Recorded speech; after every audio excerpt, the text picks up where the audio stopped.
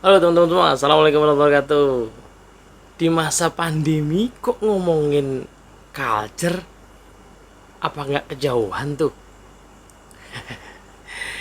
Ini sebabnya ya.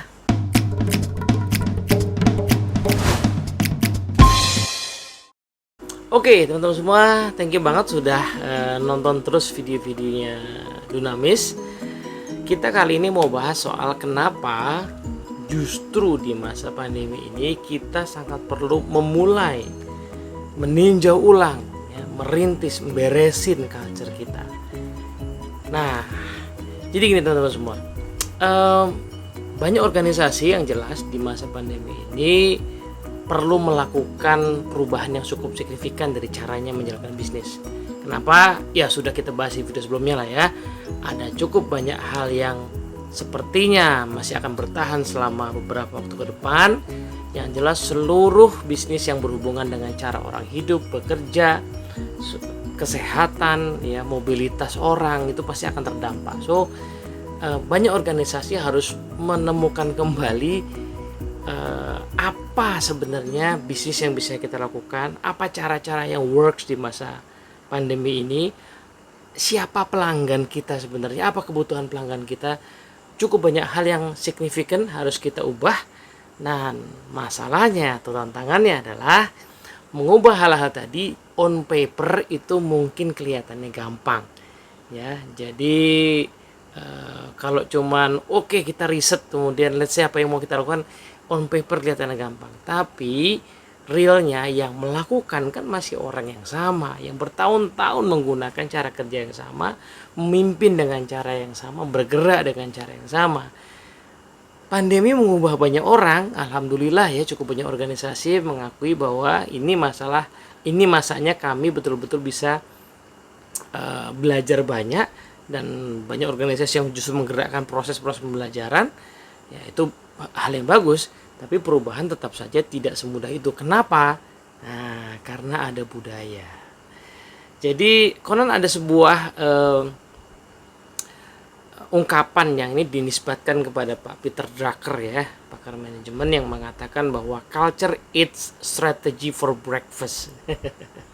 Jadi budaya organisasi itu bisa mentah-mentah menelan strategi, karena kenyataannya strategi itu on paper ya, tapi di lapangan orang-orang yang melakukan strategi itu adalah orang-orang yang sudah punya kebiasaan. Nah, karena budaya itu sebenarnya adalah kebiasaan kolektif dari banyak orang, maka perubahan strategi harusnya juga ditindaklanjuti dengan perubahan kebiasaan. Nah, ini menariknya. Ada sebuah riset dari sebuah artikel dari Harvard Business Review yang menyebutkan bahwa ini penelitiannya sebelum pandemi ya, bahwa organisasi-organisasi itu udah cukup lama banyak mengadopsi teknologi, misalnya AI gitu ya. Nah, ternyata mengadopsi AI itu tidak sesederhana membeli teknologinya. Ya, tapi yang jauh lebih rumit adalah bagaimana teknologi itu kemudian bisa dipakai, dijalankan, dan menghadirkan value di bisnis kita. Nah, cukup tinggi ternyata kegagalan implementasi AI itu, bukan karena teknologinya nggak canggih, tetapi karena organisasi yang gagal tadi tidak menindaklanjuti dengan bagaimana orang-orang bisa mengadopsi teknologi itu dalam kehidupan mereka. Nah, sementara organisasi yang berhasil adalah organisasi yang segera yang memfollow up strategi perubahan teknologi dengan strategi perubahan budaya. Nah, maka kita perlu menengok nih ya, apakah budaya kita udah cukup lentur ya untuk menjalankan strategi baru yang kita tetapkan. Nah, maka dari itu kita mau bahas soal agility ya, atau agile culture di video kali ini. Oke, kita mau sepakati dulu nih ya teman-teman, bahwa yang disebut agile itu apa sih?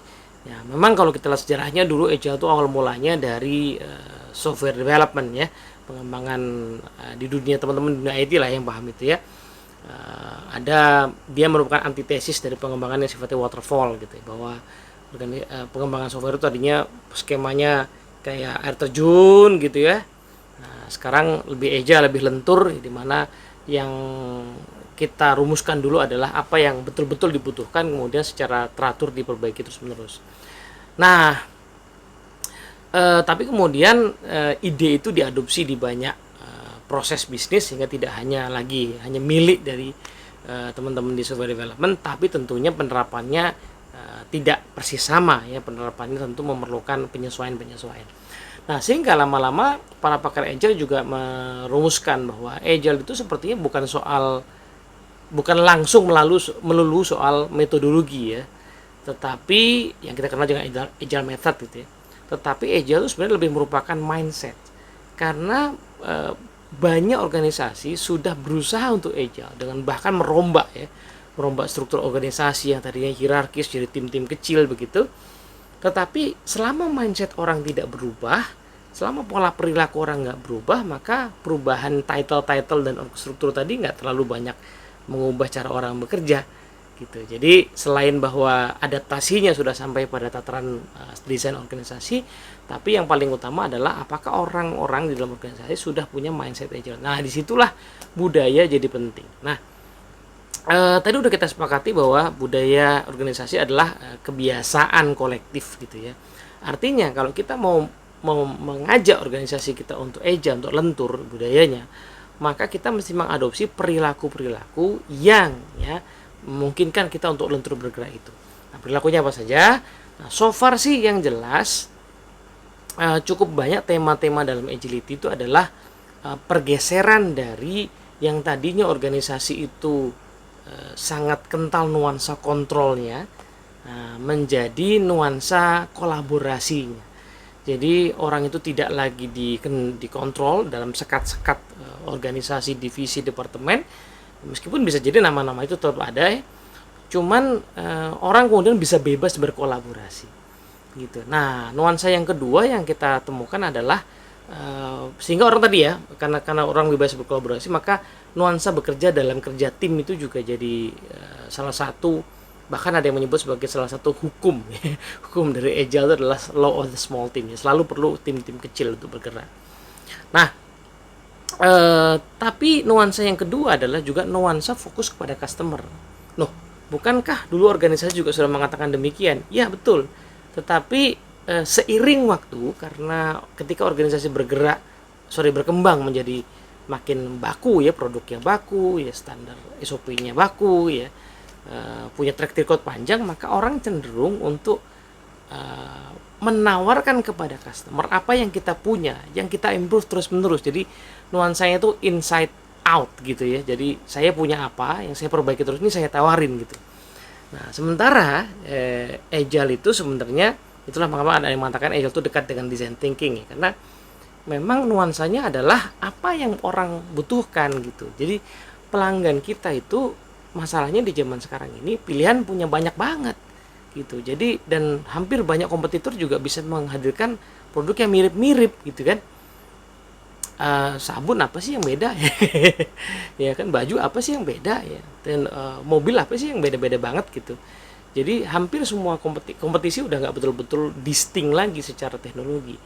Maka yang akan memenangkan kompetisi atau pertarungan adalah organisasi yang makin memahami apa yang betul-betul dibutuhkan oleh pelanggannya sekarang. Jadi nuansa orientasi kepada kebutuhan pelanggan itu jadi penting gitu.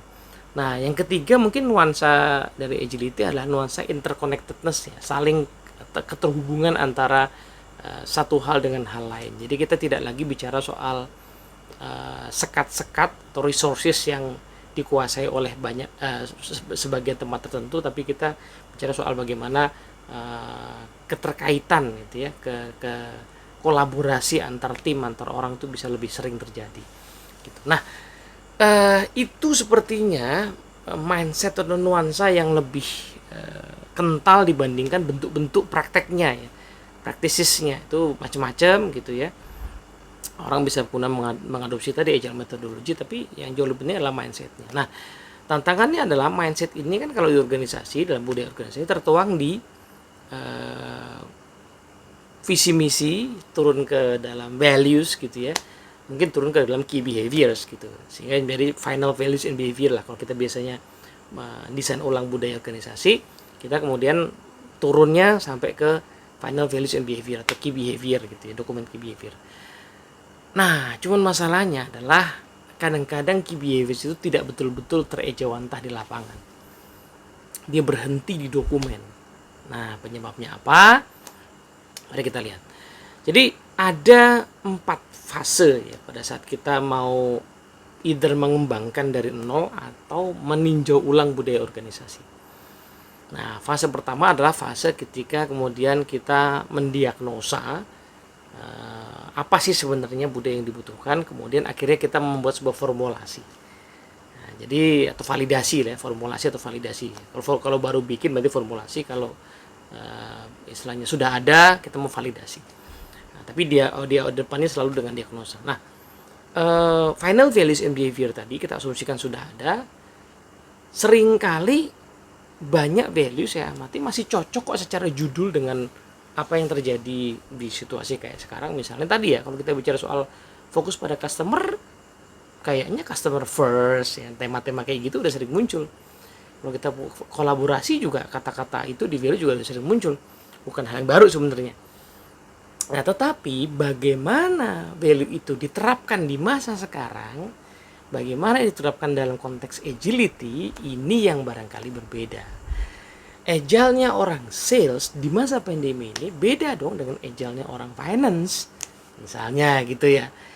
Agile-nya orang IT operation beda dengan agile-nya orang research and development gitu. Nah, sebenarnya yang perlu kita lakukan adalah mendefinisikan ulang apa tepatnya praktek dari values itu di kondisi sekarang, supaya lentur kita bergerak, supaya sesuai panduan behavior kita itu.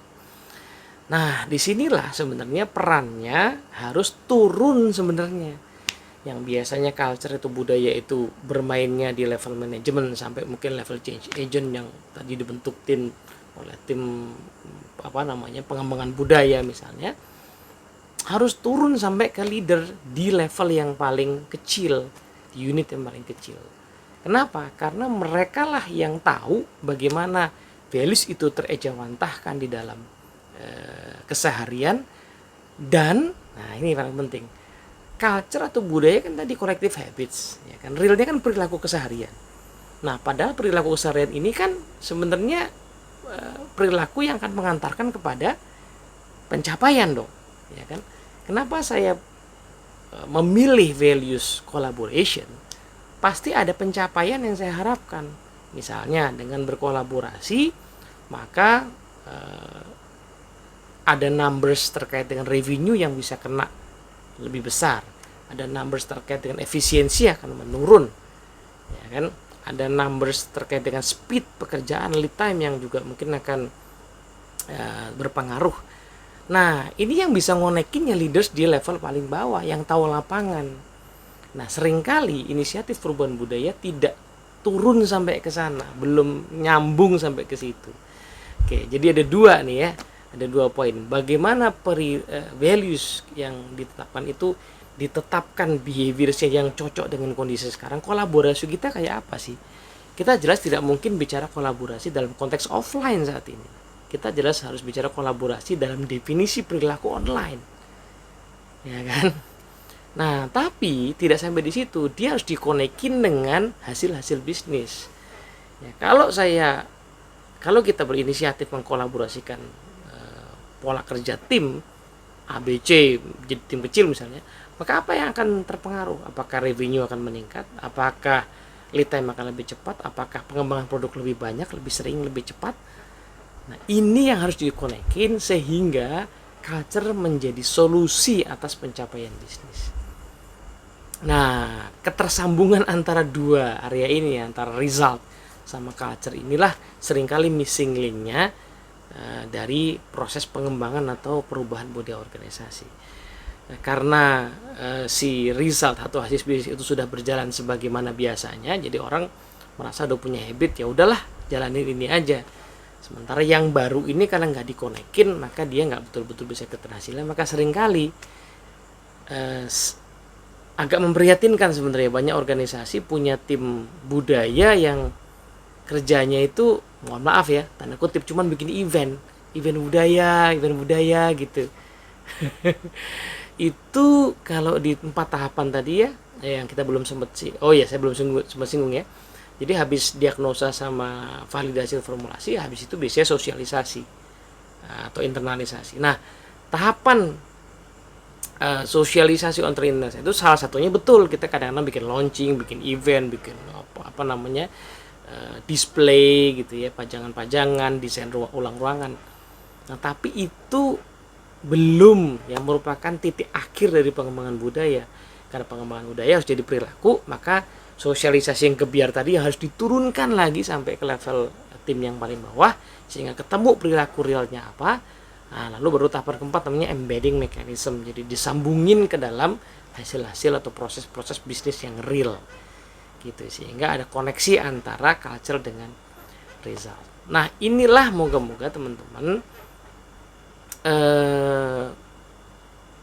langkah-langkah yang bisa teman-teman yang mungkin bergerak di budaya organisasi bisa lakukan gitu, bahwa teman-teman sih kalian lihat nih ada di tahapan mana organisasi sekarang. Apakah masih di tahapan diagnosa karena belum punya, apa sudah punya tetapi perlu didefinisikan ulang perilakunya. Nah, kalau sudah didefinisikan ulang maka perlu disosialisasikan sampai ke titik yang paling bawah di tiap organisasi apa tepatnya perilaku yang sudah dilakukan di era sekarang. Nah, kemudian dikonekin dengan hasil bisnis gitu. Jadi momen pandemi ini sebenarnya momen yang tepat untuk kita mengubah budaya. Kenapa? Karena apa ya? Triggernya, disrupsinya udah luar biasa. Tadinya kita tuh susah ngubah habit orang, tiba-tiba habitnya luar biasa kan. Banyak organisasi tuh udah lama kenal yang namanya online learning, yang namanya